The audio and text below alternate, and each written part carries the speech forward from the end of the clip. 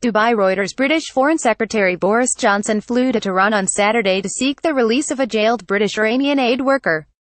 The Foreign Office said Johnson spoke frankly with his Iranian counterpart Javad Zarif about consular cases of dual nationals, such as Nazanin ZaghariRatcliffe, who Britain says was visiting family on holiday when she was jailed by Iran for attempting to overthrow the government.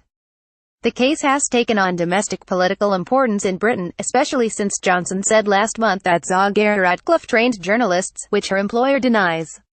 Johnson later apologized. Opponents have called for him to resign if his comments lead to her serving longer in prison. Johnson is also expected to meet Iranian President Hassan Rouhani on Sunday to discuss bilateral and regional issues, a Foreign Office official said, during just the third visit by a British foreign minister to Iran in the last 14 years. Talks with Zarif were constructive, Johnson's office said, despite differences between the two countries. They both spoke frankly about the obstacles in the relationship, including the Foreign Secretary's concerns about the consular cases of British-Iranian dual nationals, a British Foreign Office spokeswoman said in a statement. The two-day visit takes place against a complex backdrop of historical, regional and bilateral tensions.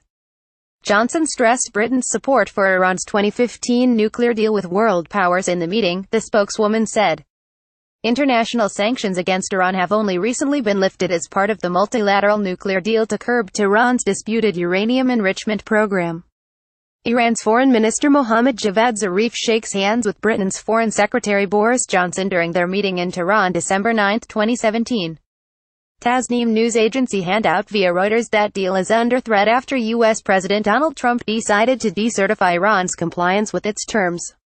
Johnson told Zarif he believed the deal should be implemented. Johnson also met Ali Shamkhani, Secretary of Iran's Supreme National Security Council, and Parliament Speaker Ali Larijani during the first day of his two-day visit, Iran's state news agency IRNA reported. The Foreign Office statement did not mention ZaghariRatcliffe by name, although Johnson has vowed to leave no stone unturned in Britain's efforts to free her. A project manager with the Thomson Reuters Foundation, she was sentenced to 5 years in prison after being convicted by an Iranian court of plotting to overthrow the clerical establishment. She denies the charges. ZaghariRatcliffe is not the only dual national being held in Iran, but has become the most high-profile case. The Thomson Reuters Foundation is a charity organization that is independent of Thomson Reuters and operates independently of Reuters News. It says ZaghariRatcliffe had been on holiday and had not been teaching journalism in Iran. ZaghariRatcliffe has been told she will appear in court on deck 10, her husband Richard has said. The visit is a test of Johnson's ability to navigate a political landscape littered with potential pitfalls.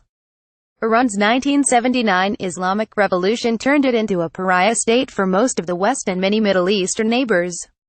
Britain has voiced its continued support for the nuclear deal but is one of a number of Western powers voicing concerns about Tehran's destabilizing influence in the region.